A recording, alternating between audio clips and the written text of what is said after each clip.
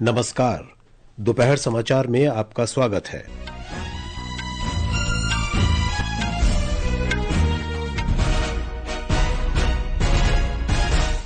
सरकार ने वक्फ संशोधन विधेयक 2025 को चर्चा और पारित करने के लिए राज्यसभा में पेश किया। प्रधानमंत्री नरेंद्र मोदी थाईलैंड की 2 दिवसीय यात्रा पर बैंकॉक पहुंचे।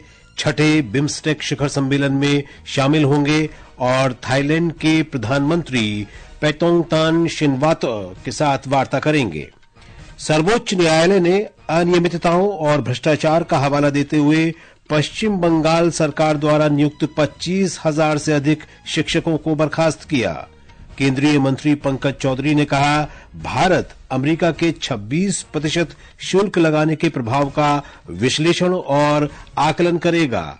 और आईपीएल T20 क्रिकेट में आज शाम कोलकाता नाइट राइडर्स और सनराइजर्स हैदराबाद आमने सामने होंगे।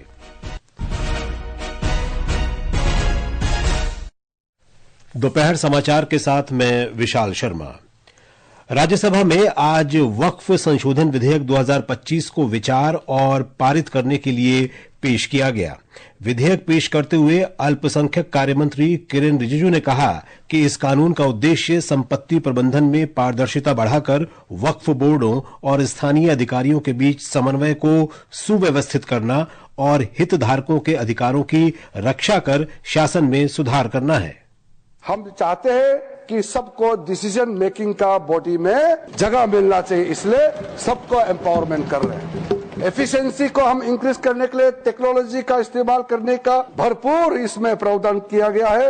अब सेंट्रलाइज डेटाबेस होगा, डिजिटल पोर्टल होगा जो सारा स्टेट बोर्ड के साथ में लिंक होगा, लाइव होगा। वक्फ प्रॉपर्टी का कंटिन्यूअसली रजिस्ट्रेशन, ट्रैकिंग, कंप्लायंस पूरा व्यवस्था करके हमने एफिशिएंसी को टारगेट दिया है। श्री रिजिजू ने कहा कि विधेयक को हितधारकों के साथ साथ संयुक्त संसदीय समिति के साथ विस्तृत परामर्श के बाद लाया गया है। उन्होंने विपक्षी दलों से इस विधेयक का समर्थन करने का आग्रह किया।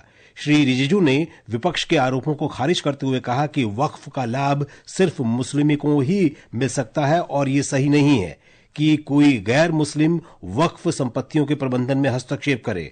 उन्होंने इस बात पर बल दिया कि विधेयक का उद्देश्य वक्फ संपत्तियों का बेहतर प्रबंधन सुनिश्चित करना है, न कि मुसलमानों के धार्मिक व्यवहार में हस्तक्षेप करना।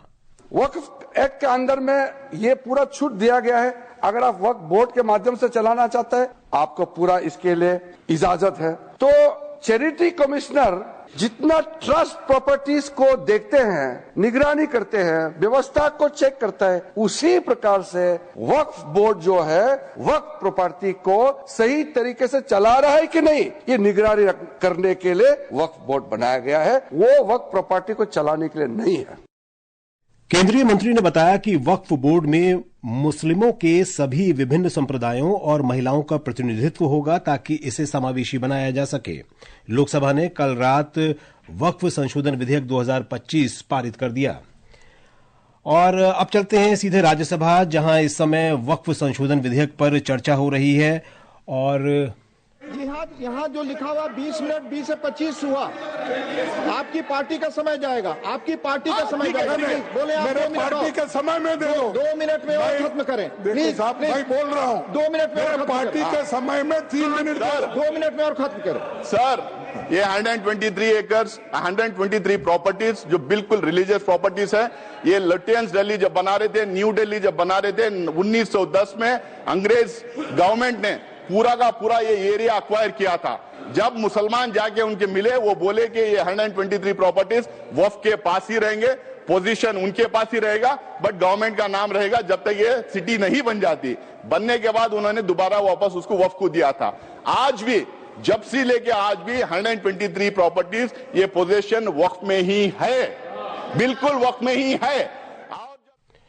कांग्रेस सदस्य सैयद नसीर हुसैन इस समय राज्यसभा में विधेयक पर अपने विचार व्यक्त कर रहे थे। वक्फ संशोधन विधेयक 2025 के कल लोकसभा में पारित होने के बाद देश भर में प्रमुख नेताओं ने इसका स्वागत किया है।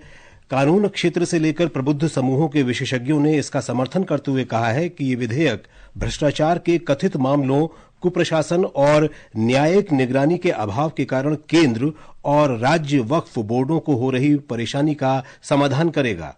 आकाशवाणी समाचार से विशेष बातचीत में विधि विशेषज्ञ और कर्नाटक में राज्य अल्पसंख्यक आयोग के पूर्व अध्यक्ष अनवर मणिपड़ी ने कहा कि इससे लोग वक्फ बोर्ड के फैसलों पर किसी भी विवाद को लेकर ऊपरी अदालतों में अपील करने के लिए सशक्त बनेंगे। इस बीच ऑल इंडिया पसमानदा मुस्लिम महाज के अध्यक्ष शारिक अदीब ने कहा है कि ये विधेयक वक्फ बोर्ड के प्रबंधन और शासन में जरूरी पारदर्शिता लाएगा। वक्त कहीं नहीं जा रहा, वक्त महफूज था, महफूज है और महफूज रहेगा, मुसलमानों के हाथ में रहेगा। बस उसमें जो गलतियां हैं, मिसमैनेजमेंट है, वो सही होगा। और अगर कोई गवर्नमेंट बेवा को, गरीब बच्चों को और मिस्किनों को, नादारों को, पसमानदा मुसलमानों को उनका हक और हकूक देने की बात करती है, तो इसमें इतनी घबराने की बात क्या है। बस ये है, कुछ लोगों के पास में ये पूरी पावर थी, अब वो चली जाएगी, इसलिए लोग हंगामा कर रहे हैं। वक्फ संशोधन विधेयक 2025 पर केंद्रीय मंत्री और लोक जनशक्ति पार्टी रामविलास प्रमुख चिराग पासवान ने आज संसद के बाहर पत्रकारों से कहा कि इस विधेयक के जरिए व्यवस्थाओं को पारदर्शी बनाया जाएगा। सिस्टम को अगर ट्रांसपेरेंट बनाया जा रहा है और सशक्त बनाया जा रहा है, प्रो पुअर मुसलमान बनाया जा रहा है, महिलाओं को इसमें इंक्लूड किया जा रहा है, तो ऐसे में चिंता आपको क्यों हो रही है? पर चिंता उन लोगों की स्वाभाविक है जो इसके ठेकेदार बने हुए हैं, जिन्होंने इसको भ्रष्टाचार का अड्डा बना के रखा हुआ है। जब उनके हाथ से चीजें जाकर गरीब मुसलमानों में बटेंगी तो स्वाभाविक है कि ये लोग चिंतित होंगे और इसीलिए इन लोगों ने एक डर का माहौल बनाया। और संसद भवन परिसर में इस समय मौजूद है हमारे संवाददाता दीपेंद्र, उनसे ज्यादा जानकारी लेते हैं। जी दीपेंद्र, आज राज्यसभा में भी वक्फ संशोधन विधेयक 2025 पेश कर दिया गया विचार करने के लिए और पारित करने के लिए। क्या अब इस समय आपके पास ताजा अपडेट है चर्चा को लेकर? जी विशाल, कल रात लोकसभा में पारित किए जाने के बाद जो है इस समय राज्यसभा में जो है वक्फ संशोधन विधेयक 2025 पर जो है चर्चा जारी है। आज उच्च सदन में विधेयक को पेश करते हुए अल्पसंख्यक मामलों के मंत्री किरेन रिजिजू ने विधेयक के कई प्रावधानों और महत्व पर प्रकाश डालते हुए कहा कि यह विधेयक वक्फ संपत्तियों के प्रबंधन और अधिक समावेशी और पारदर्शी बनाएगा। अभी इस समय बिल पर कांग्रेस के सैयद नासिर हुसैन बोल रहे हैं। सदन में इस ऐतिहासिक कानून पर देर शाम तक विस्तृत चर्चा होनी है, जैसा कि कल रात लोकसभा में हुआ था। लोकसभा में इस महत्वपूर्ण विधेयक पर करीब 12 घंटे चर्चा हुई थी और सरकार और विपक्ष दोनों पक्षों के प्रमुख नेताओं ने जो है इसमें अपने अपने विचार रखे थे। इसके अलावा सदन में मणिपुर में राष्ट्रपति शासन लगाने की पुष्टि करने के लिए एक वैधानिक प्रस्ताव भी पारित होने के लिए सूचीबद्ध है। आपको एक बात बताऊं विशाल कि आज संसद भवन परिसर में डीएमके के सांसद लोकसभा में वक्फ संशोधन विधेयक 2025 के पारित किए जाने के विरोध में जो है काले कपड़े पहने हुए नजर आए। वहीं लोकसभा में इस समय लोक महत्व के मुद्दे उठाए जा रहे हैं। इसके बाद तटीय पोत परिवहन विधेयक 2024 पर चर्चा होगी। इसका उद्देश्य तटीय व्यापार को बढ़ावा देना और घरेलू भागीदारी को प्रोत्साहित करना है। विशाल, इससे पहले लोकसभा और राज्यसभा दोनों में प्रश्नकाल चला और सरकार की तरफ से कई महत्वपूर्ण मौखिक और लिखित प्रश्नों के उत्तर दिए गए। खेल मंत्री मनसुख मांडविया ने राज्यसभा में एक प्रश्न के उत्तर में बताया कि खेलो इंडिया योजना के तहत जो है देश भर में 2845 खेलो इंडिया एथलीटों की पहचान की गई है और उन्हें सरकार की तरफ से सहायता प्रदान की जा रही है। वहीं लोकसभा में एक प्रश्न के उत्तर में जनजातीय मंत्री ने बताया कि देश भर में कुल 728 एकलव्य मॉडल आवासीय विद्यालय स्थापित किए जाने का लक्ष्य रखा गया है, जिससे 3.5 लाख एसटी छात्र जो है वो लाभान्वित होंगे। जी विशाल। जी दीपेंद्र, इस जानकारी के लिए बहुत बहुत धन्यवाद। ये समाचार हमारी वेबसाइट www.newsonair.gov.in और हमारे न्यूज ऑन AIR ऐप पर भी उपलब्ध हैं।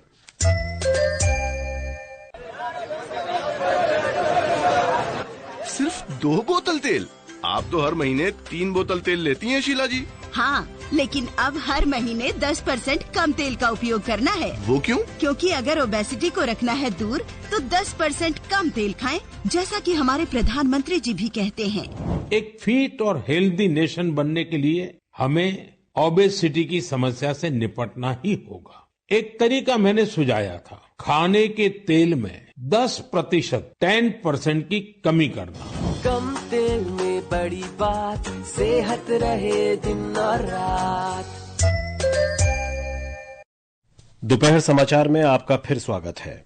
प्रधानमंत्री नरेंद्र मोदी छठे बिम्स्टेक शिखर सम्मेलन में भाग लेने के लिए 2 दिन की यात्रा पर आज थाईलैंड की राजधानी बैंकॉक पहुंचे। थाईलैंड के उप प्रधानमंत्री और परिवहन मंत्री सूर्या जुंगरुंगरेंगकिट ने उनका स्वागत किया और उन्हें गार्ड ऑफ ऑनर दिया गया। होटल पहुंचने पर भारतीय समुदाय के लोगों ने प्रधानमंत्री मोदी का भव्य स्वागत किया।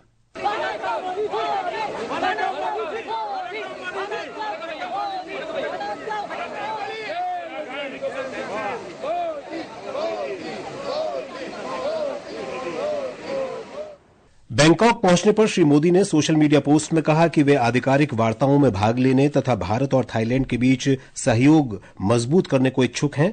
भव्य स्वागत का आभार व्यक्त करते हुए श्री मोदी ने कहा कि भारत और थाईलैंड के गहरे सांस्कृतिक संबंध हैं, जो दोनों देशों के लोगों के जरिए लगातार समृद्ध हो रहे हैं। एक रिपोर्ट। प्रधानमंत्री मोदी ने थाई रामायण रामाकेन की प्रस्तुति देखी। उन्होंने इस सुंदर प्रस्तुति पर प्रसन्नता व्यक्त करते हुए कहा कि इसमें भारत और थाईलैंड के बीच के सांस्कृतिक और सभ्यतागत संबंधों को दिखाया गया है। श्री मोदी ने कहा कि रामायण एशिया के अनेक भागों में दिलों और परंपराओं को लगातार जोड़ रही है। वर्ष 2016 और 2019 के बाद प्रधानमंत्री मोदी की ये तीसरी थाईलैंड यात्रा है। प्रधानमंत्री मोदी आज शाम थाईलैंड के प्रधानमंत्री पिटोंगतन शिनावत के साथ द्विपक्षीय वार्ता करेंगे। वे परस्पर संबंधों के सभी आयामों की प्रगति की समीक्षा करेंगे। साथ ही द्विपक्षीय भागीदारी को और गति देने तथा क्षेत्रीय और बहुपक्षीय मुद्दों पर चर्चा करेंगे। वे विभिन्न द्विपक्षीय दस्तावेजों पर हस्ताक्षर के दौरान भी उपस्थित रहेंगे। कल होने वाले बिम्स्टेक शिखर सम्मेलन का विषय है बिम्स्टेक समृद्ध, लचीला और खुला। सम्मेलन में बैंकॉक दृष्टिकोण 2030 को अपनाया जाएगा। प्रधानमंत्री मोदी के थाईलैंड नरेश और रानी से भी मिलने की संभावना है। सुपर्णा की रिपोर्ट के साथ समाचार कक्ष से अभिषेक कपिल। विदेश मंत्री डॉक्टर सुब्रमण्यम जयशंकर ने आज बिम्स्टेक सदस्य देशों से आग्रह किया कि वे मौजूदा वैश्विक व्यवस्था में अनिश्चितता और अस्थिरता को देखते हुए संगठन के प्रति अधिक महत्वाकांक्षी दृष्टिकोण अपनाएं। थाईलैंड की राजधानी बैंकॉक में 20वीं बिम्स्टेक मंत्री स्तरीय बैठक को संबोधित करते हुए डॉक्टर जयशंकर ने कहा कि नई व्यवस्था मूल रूप से अधिक क्षेत्रीय और एजेंडा विशिष्ट है। सर्वोच्च न्यायालय ने आज पश्चिम बंगाल के स्कूलों में 25,000 से अधिक शिक्षकों और अन्य कर्मचारियों की नियुक्ति को अमान्य करार देने वाले कलकत्ता उच्च न्यायालय के फैसले को बरकरार रखा। शीर्ष न्यायालय ने कहा कि पूरी चयन प्रक्रिया में धोखाधड़ी हुई है और इसकी विश्वसनीयता और वैधता खत्म हो गई है। इस प्रक्रिया में बेदाग उम्मीदवारों के लिए छूट भी दी जा सकती है। अदालत ने मानवीय आधार पर दिव्यांग कर्मचारियों के लिए छूट देते हुए कहा कि वे नौकरी में बने रहेंगे। ये समाचार आकाशवाणी से प्रसारित किए जा रहे हैं। वित्त राज्य मंत्री पंकज चौधरी ने आज कहा कि राष्ट्रपति डोनाल्ड ट्रंप द्वारा भारत सहित कई देशों पर 26% पारस्परिक टैरिफ लगाने के फैसले के प्रभाव का विश्लेषण और आकलन किया जाएगा।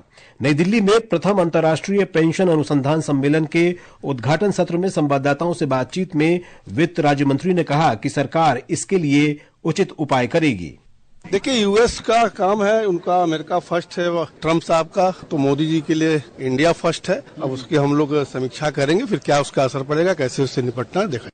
घरेलू शेयर बाजार के सेंसेक्स और निफ्टी आज दोपहर गिरावट के साथ कारोबार कर रहे थे। इससे पहले अमेरिकी राष्ट्रपति डोनाल्ड ट्रंप द्वारा पारस्परिक टैरिफ की घोषणा के बाद सूचना प्रौद्योगिकी और ऑटो क्षेत्र के शेयरों में गिरावट दर्ज की गई। बॉम्बे स्टॉक एक्सचेंज का सेंसेक्स 291 अंक गिरकर 76,326 पर और नेशनल स्टॉक एक्सचेंज का निफ्टी 69 अंक फिसलकर 23,264 पर कारोबार कर रहा था।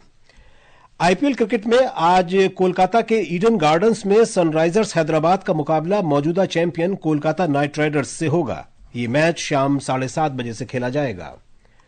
और अब अंत में मुख्य समाचार एक बार फिर।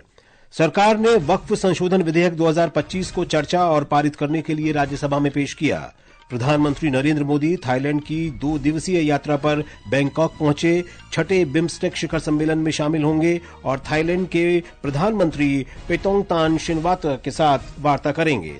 सर्वोच्च न्यायालय ने अनियमितताओं और भ्रष्टाचार का हवाला देते हुए पश्चिम बंगाल सरकार द्वारा नियुक्त 25,000 से अधिक शिक्षकों को बर्खास्त किया। केंद्रीय मंत्री पंकज चौधरी ने कहा, भारत अमेरिका के 26% शुल्क लगाने के प्रभाव का विश्लेषण और आकलन करेगा। इसके साथ ही दोपहर समाचार का ये अंक समाप्त हुआ।